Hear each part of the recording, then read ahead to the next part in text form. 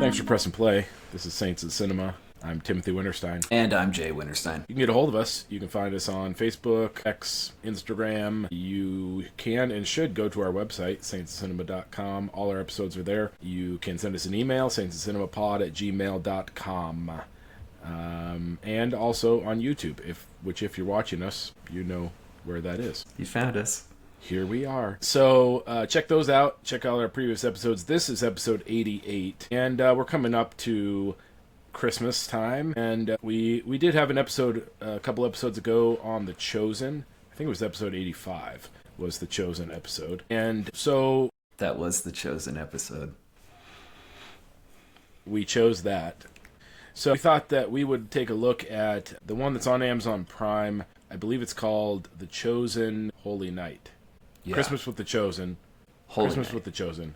Holy Night. And so when I first sent this to Jay, I looked at it, I said, hey, let's do this. I'm writing a review on The Chosen in general, and let's do this Christmas one. And so I started it, and all of a sudden we've got, fine, kind of an intro from Dallas Jenkins. The director. Yep. Yeah. And then we started getting sort of musical numbers, and I wasn't really ready I wasn't expecting that. So there are several of those, and maybe Jay, you have some information on sort of how this kind of came about and how they came to this point of producing these that are outside the regular seasons of The Chosen. Yeah, and I'd like to think that they try it, because they did like theatrical releases, I believe, for this one. And I think because the film itself, it's well below what, we would see as like a normal film screen time. So I think they added these, they have some musical acts, 4 or 5, I don't know. At least. Full disclosure, I didn't watch all of them, but I also may have skipped to the movie. But I there think are a couple at the end too. Yeah, so I don't know, it kind of seems like, I don't know, fluff, if you will, just to like add to get up to, I think, maybe an hour 30, hour 39, to get like a full, like a, film runtime. Yeah, okay. So I think that's kind of the main reason here. Theater, you're saying. Right, because they did the theatrical release for these. So the original one, this one, Christmas with the Chosen Holy Night, is really a combination of 2 other short films that they did. It's a combination of, I think it's called The Shepherd, as well as The Messengers, which kind of give different perspectives on the birth of Christ. So the original one was actually the pilot for the Chosen series, and kind of went viral, essentially, and was allowed Dallas Jenkins and the crew, the whole production crew, to actually get the crowdfunding behind and actually make the television series. So that was, I think it was a 19-minute short. Jenkins in this film actually he has a little monologue, and he talks about getting this pilot made, and how I think he says he originally did it for his church, and then it's just the second half of that. Oh my goodness. So he talks about how he made it for his church, and then it went viral, and it allowed the crowdfunding to begin.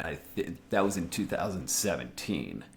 And then the Chosen series actually came out in 2019, so 2 years later. And then 2 years after that is when they put out The Messengers, which was their first Christmas story. And what this was so this was from the perspective of Mary and Joseph traveling to Bethlehem. And they talk about how the angels came to them, to each of them individually. And then it also kind of dips into 52 years later, something like that. And I think, is it AD 48 or something? When Mary Magdalene goes to visit Mary, the mother of Jesus, in the home of Lazarus, and essentially says, hey, when Mary the mother says to Magdalene, hey, are you able to get a hold of Luke? Can you send a message to him? And then, she asks about a couple others, but she's like, I know Luke is writing his gospel, his account. And she's like, you know what? I left out a few things. I want to make sure that my story's told. Here's a few things. Go tell Luke. So that's kind of the perspective of the second one, if you will, the Messengers one. And then this current one that that's out now on Prime Video. I think the other two are on was it Angel Studios, their website or something. You can check them out. Maybe YouTube, I'm not sure. But so this third one, if you will, the third one, basically combines the two stories. It combines the shepherd story, which was the pilot for the show, as well as the messengers. And it just brings it to one essentially cohesive story. So you get the two different perspectives, and then there's a little time jumping between, when they give birth, and then it'll jump to Mary, wanting to send the message to Luke. So that's kind of, that's how these three came about, essentially. And the messengers, the second one, I think, was similarly had the musical acts as well, before and after. The third one, this one, I think is unique, I guess, because it had the Andrea Bocelli singing, which was kind of a big deal. And they kind of mention it, like, we've got one of the most beautiful voices ever singing this great song. Yeah, I'm not sure why she's in the house of Lazarus. Just as a side note, because, sort of traditionally, Jesus from the cross says to John to take her home. So they can't, I just don't, is it possible that they've confused Mary and Martha with the mother of Jesus? That would be a big difference. I'm going to go ahead and say there's a big difference there. One being the mother of Jesus and one not. Those have never been. There are other Marys that are confused in the Bible, in the history of the church, but as far as I know, Mary, the sister of Martha, has never been considered or confused with Mary, the mother of Jesus. It's a little bit strange, and I'm not 100% sure why she's in the house of Lazarus at that point. I did see it, and I chalked that one up to maybe these guys know more than I do, or maybe they found out something. Maybe there's I know one or two things about the Bible. So I read this book once, the Bible, and not just when I went to Lutheran school either. No, I did. Yeah, I didn't know. I thought it was a little interesting. It was interesting. I don't know if that was just let's put him with a character that people are familiar with from the Bible, I suppose, and just to bring him into the story somehow. I don't know that.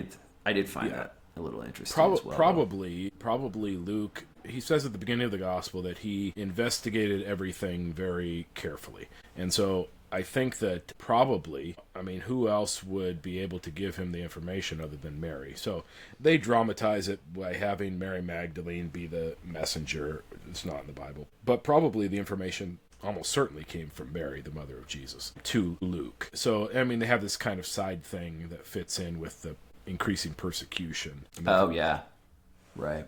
That's why Luke is there and Mary can't travel back and forth because of. But so anyway, as far as the story itself, other than I think some dramatic additions, which we've talked about a little bit in terms of, I think some of these things are related to the things we said in the previous episode, so we don't have to rehash all of those things. But there are a couple things that I think bear repeating in terms of this. One of those is what things they choose to modernize and what things they choose to.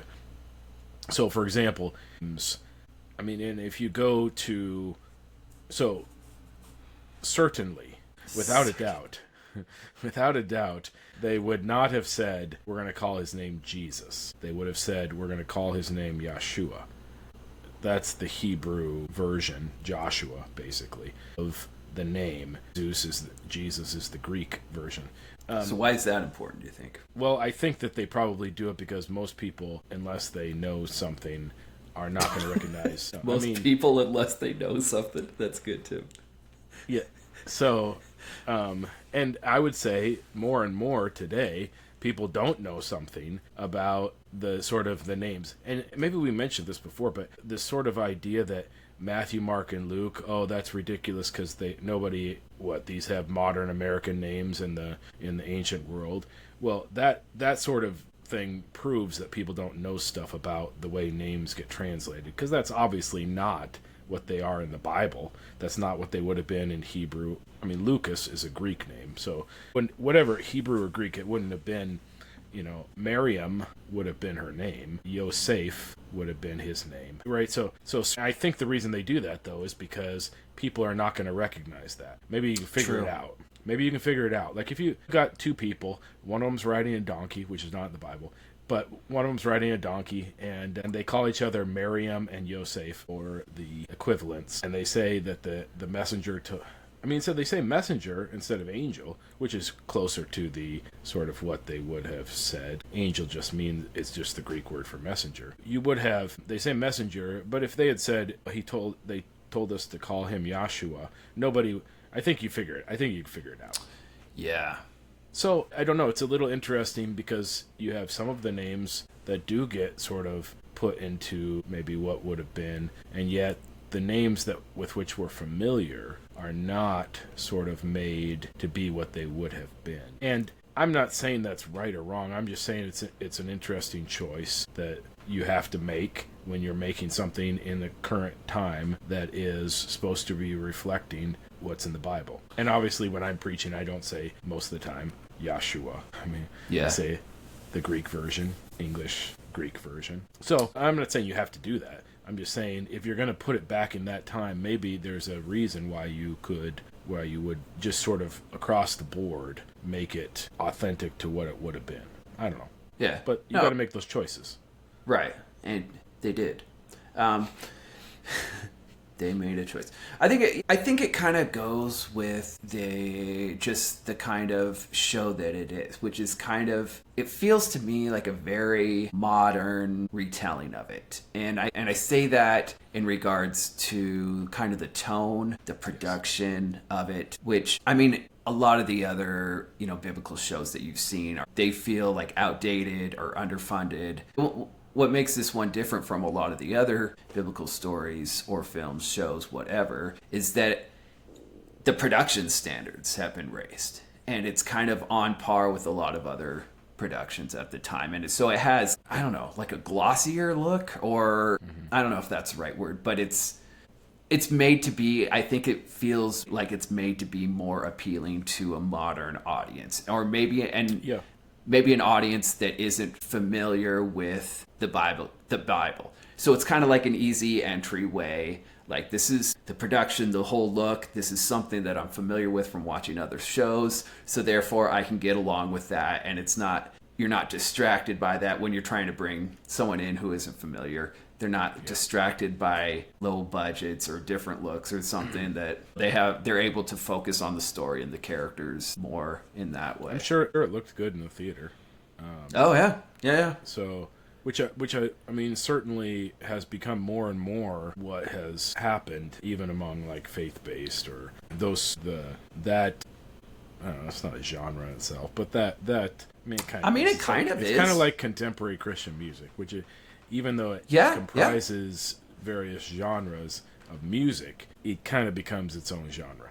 And I think that, honestly, that's probably this. I think the general gist of it is that this is for Christians. You think so? I'm not saying that that's what they're after, but I'm saying that's the people. That's who's watching it? Yeah, I think so. Now, I don't know. I think that in terms of the numbers, you would probably have to, I haven't looked at the numbers recently about how many people watch like season 5 or something. And so maybe it would be hard to say that it's only Christians watching it. But I don't know. People talking about The Chosen outside of sort of evangelical churches, I don't know. Maybe. Yeah, and I can't speak for the creators, the filmmakers behind it, but it seems like they're creating this as like an easy access for their friends, like to make it more accessible. So like, hey, let's I want to tell you the story of Jesus, but make it so that it's easily accessible to you. Another choice that we kind of touched on, another choice they made was these musical acts, which we kind of mentioned. And there's also, as I mentioned, there's the lengthening of the runtime to make it fit more for like a standard runtime. But you're also introducing, in a lot of the same way, you're introducing these old hymns or songs. Like I think they start off with "Go Tell It on the Mountain," but they're done by these modern Christian artists, and they're sped up. They're not singing it in its classic tune, so they're modernizing these songs and hymns in the same way that they're modernizing the story. They're kind of like... No, I think those two definitely go together. And so you may be correct about who the intended audience is, at least in terms of Christians who might show this to their friends. It reminds me of like a youth group that we went to. I don't know that there's youth groups now that they're not heavily focused on like law and gospel. It's more of like, hang out with your friends, and we're gonna try and slip a little Jesus in there, see if you notice. Which I mean, honestly, I would not be the one to sort of criticize that, because I think that's, in other words, you can't just be like, no, doctrine only, and we will ignore the social aspect. Like that, I don't think that has ever worked for sort of kids. But I think you're right. Like, it's a very low-key sort of Jesus light type of thing. Now, I mean, obviously, if you're recording the story of Jesus, you're not doing Jesus light. You're doing, and they say it's based on the gospel. Yeah, heavy Jesus. It's based on the Gospel of Luke, which has the birth story of Jesus. But they do bring in Matthew, where Joseph has the dream. So they kind of are combining that. And so what we're talking about before we started recording is you have some minor characters who are always brought in, and this happens in the seasons as well, where you kind of give stories to people who don't have as much a story, or people like Nicodemus, who has like a couple places, but you broaden the narrative around that person. Here you've got a shepherd who is not part of the Bible story, but is an observer. Actually, I think this is one of the most affecting parts of this particular thing, is that he is this sort of person who has been rejected in a certain way, and also it ties in with the lamb, and sacrificial lamb. It's kind of narrative. He, the Pharisee in this particular says, "Did you find an unblemished lamb yet?" Which I think is the end of the movie. And then he just kind of smiles at him. Yeah. And maybe.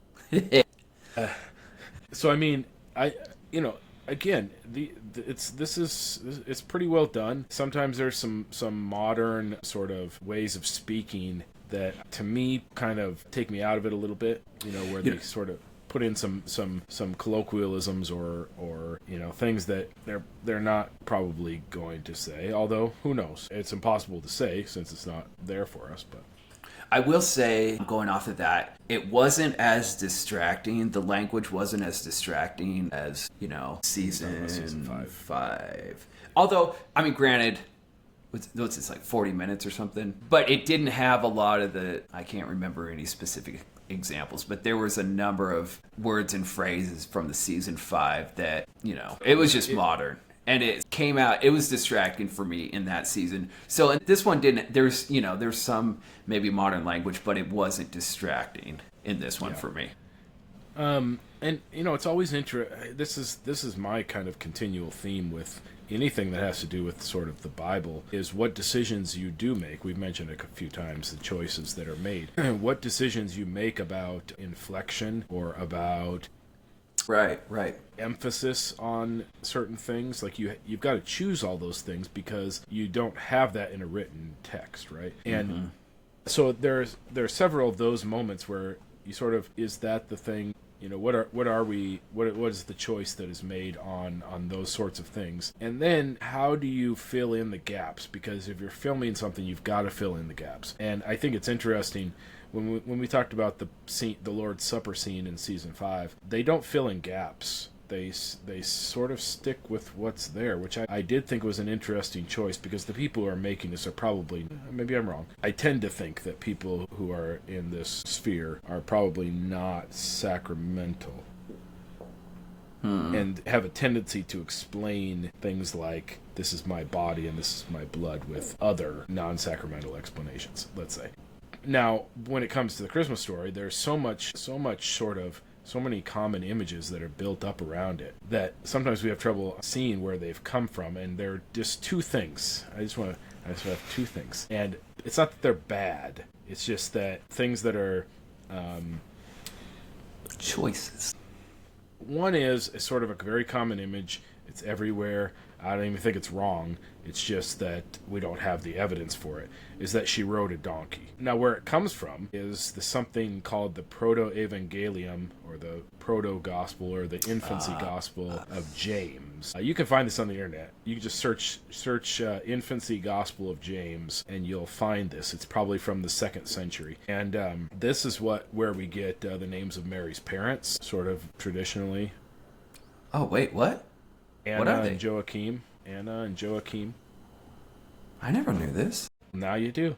Well, Shoot. and if you so Roman Catholics have the traditions of her parents. So but it comes from the 2nd century, and also that she rode a donkey. But also in this is that Jesus was born in a cave outside of Bethlehem, which has sort of become a kind of a common thing. Oh, it wasn't in a stable; it was in a cave. What? Yep. And Wait, okay. Okay. Because I've seen a few Christmas programs, Yes. and they always go knocking. We've been in a few. Okay, so we're They go talking now. You're knocking talking on about the the inn, There's no vacancy, right? And but I got a fact, shed in the back. yes, right. That's but all of that, the entire thing, comes from Luke saying there was no room. In English, it says there was no room in the inn. Okay. Now, the problem is, in Greek, the word for inn is not, probably there are no hotels in Bethlehem at all, because it's a relatively small town. And so they probably don't have hotels like we know hotels. Like, there's the Days Inn, there's the Hyatt across Motel town, 6. You got the better one over there, Hilton Garden Inn or whatever. Then the really better ones, none of us are going to see. Four But, like, Seasons. You don't have Hilton. those are probably not in Bethlehem. Probably everybody who came to Bethlehem to be registered stayed with some distant or not so distant relatives. And so the word that's translated in Luke 2 is the same word that's translated upper room in the end of Luke's gospel when Jesus tells his disciples to prepare the Passover meal. And so I think that that should tell us something. So where are they supposed to prepare the Passover at the end of the gospel? In the upper part of the house. So I think what's actually going on, and there are some other people, I didn't make this up, I got it from other people. But if you look at the original language, it's pretty clear that when Mary and Joseph get to Bethlehem, whoever's family, and I think probably Mary and Joseph were probably descended from David, but when they get to Bethlehem, they're staying with somebody that they are related to. One or both of them are related to. And by the time they get there, there's no room in the upper part of the house. Now, we could say, why don't they give the pregnant lady the upper part of that? I don't know. But so probably apparently, according to there's a book, I forget Kenneth, forgot his name. Kenneth, I'll think of it. I'll put it in the notes. He wrote a book where he sort of investigated the types of houses that they have, and what they have is an upper area, and then down below, connected in the house, but down below is the place where the animals would come in at night. And so very, very likely, and it makes a lot of sense to me, that they're just not in the upper part of the house. They're down at the lower part of the house, which is right next to where the animals come in and feed. The manger is right there. So I don't think that they actually went around and knocked at houses and knocked at hotels and there was no room because all of the people. I think that they came to the house of the place they were staying, and there was no room in the upper part, which is the same word as the end. I mean, there's not a question about that. And then they were down at the bottom of the house. So anyway. So in the show, he's looking for, what's it? Is it his cousin or something? Somebody he knows, Samuel or something. Yeah. So kind of going along with that, he kind of made it sound like he was. We've got a spot. I got a buddy here. He said he's got room. Except for they could he's have like, done that. on my maps, it's not showing. I don't have service. I'm a little lost right now. right. Yeah. It's like, I forget where it was, man. I don't know. But it is a little weird though. It's almost like he just wants to see his old friend. It's almost like they weren't planning on staying with him. Although that's a little ambiguous. It could be that they were, and they just didn't have time to get to him. And so he's asking at this hotel that people can get into if they have enough money to pay extra or whatever. I do love how calm Mary is in all this. I feel like there's a number of other pregnant women who are minutes away from careful, giving Jim. Be birth careful. who would not be like, you know what, Joseph? Don't worry about it, man. Fine, get me in the barn. You know what? No. It's about to happen. You better but find me a place. word. You brought me to I'm Bethlehem, about and to there's drop the Son of God out of me. You need to. If you don't find us a place, Yeah. you will never hear the end of this. Yes, and she told. That's the what they story should to- have done. at every That would have family been great. gathering from then on. I was Just about yelling to at give birth, screaming and at Joseph. and Joseph made me sleep in a barn. Yeah, right. Get over it, Mary. How many times? I'm sorry. It was like 20 years ago, man. I mean, and the other thing, Joseph never says a word in the Gospels, but that's a minor thing because they can't probably go the entire thing without having him speak. But I do think, so those things are sort of nods or concessions to tradition that we assume are accurate because we have a certain English translation, but don't fit with what was going on in Bethlehem at that time. But I mean, you got different traditions. Like Jesus was born in a cave from the 2nd century, and various other things. Like Joseph went to find a midwife, and she didn't believe Mary. This might be my favorite story in the Proto-Gospel of James, is that the midwife doesn't believe that Mary's a virgin, and she, how can we say, tests it, and when she tests it, her arm becomes leprous because she didn't believe. And that's a fun part of that one. But That is a fun. it's fun. But also that Joseph's sons, presumably from a different marriage, accompany them to Bethlehem. That's in there. So you have these sort of 2nd century traditions, and a lot of the stuff, the star shining in through the cave, the top of the cave, which I've seen it's in the Nativity story, which is another fairly recent, that comes from that. It'll be interesting to see what what's the Nicolas Cage one that's coming out, what's it called? Oh, Nicolas Cage is doing one? Well, where he plays Joseph or something.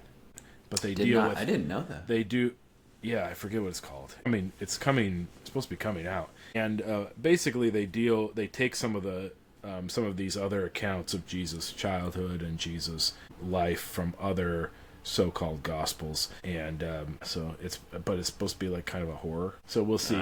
We'll see how that goes. And then I think You got a 20 lot of minutes. traditions.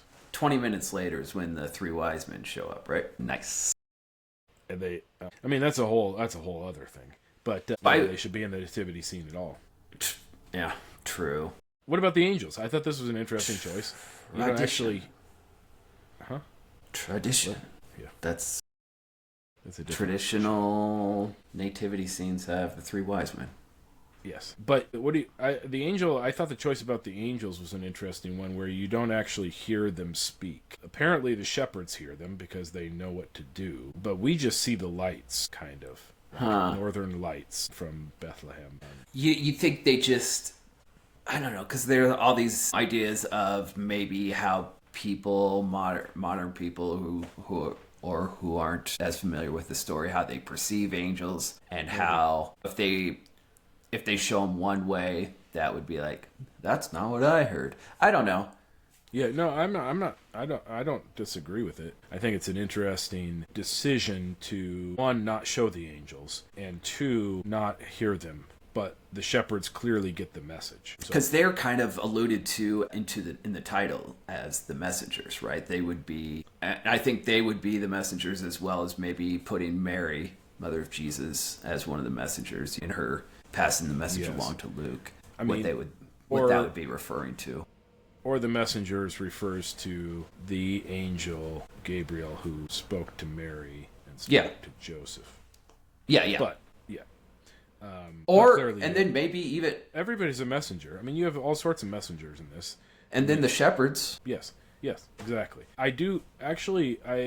I do really like the sort of repeated refrain, not from the Bible, but from that's kind of goes over and over in the show, that people must know. I thought it was a good kind of a nice move with the theme of telling people. Yeah, I think one of the things that this Chosen episode, this Christmas episode, as well as a lot of the other episodes do, is that, you know, kind of gives these alternate perspectives.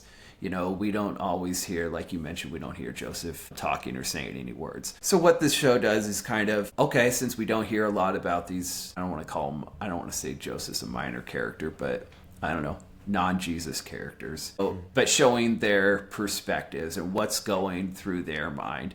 And obviously we don't know, and I think you have a little more leeway when you're looking at these characters as opposed to Jesus, because I get a little anxiety when Jesus starts to talk, and I was like, what's he gonna say? What's he gonna say? But which is probably an okay feeling, but I know what you're saying. But I don't get that feeling as much when Mary's speaking or when Joseph's speaking or this little shepherd kid. And I was like, I don't know, go crazy with those. I mean, obviously, because you're creating the whole story as opposed to like just the focus on these. You're creating more of a broad story and getting perspectives and other things. So I do appreciate that about The Chosen. And like, hey, look, these are real people too. There was real things happening outside of what we just heard about. And there's people reacting. And there's this idea that I think we should be thinking about this, or this is something to consider, you know, that it just makes it more of like this believable world, I think, in general. Right. If you bringing out these characters. Yeah. If you only have two-dimensional characters surrounding Jesus, that's not dramatically or cinematically, that's not going to be effective. And I think the other thing that The Chosen does for me is that you do say, at least I say to myself, you know, we all have our sort of visions of what it looked like or what it was like. Same thing, you know, it's kind of the same thing we do with other books that are made into movies.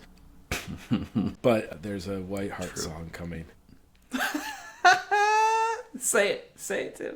Read the book, don't wait for the movie. But what it does is make me say, maybe it was like that, or what was this actually like? Because because the Bible doesn't very rarely does it give us, I probably said this before, but very rarely does it give us people's feelings or give us what's happening inside people. We only have their words or we have their actions. We very rarely have what people are thinking. And so you are sort of forced to answer those questions. What was this actually like? And I think that's a useful exercise. Even if I maybe disagree finally about what I think is happening, I think it's a useful exercise to say, you know what, this world is in many ways not our world. I mean, it's our world in the sense that it's the only world there is, but it's not our world in the sense that we get pretty familiar sometimes with the things that are happening to the extent that we can actually miss what's really happening. And so I think it's a helpful exercise to be like, what was this like?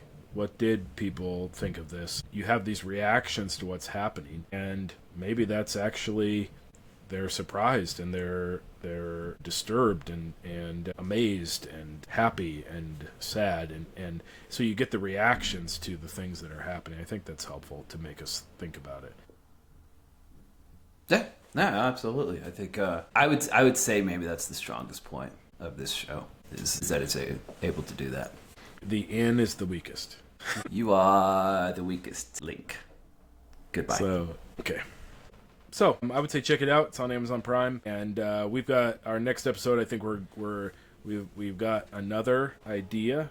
It's coming up. We've got some ideas. We have, which we don't always. So every once in a while. This time we actually have an idea ahead of the next episode. So go check it out. You can tell us what you think and send us an email or put a comment on. If you find this worthwhile at all, share it, subscribe, do the things. And find us on the internet, saintscinema.com, all the places.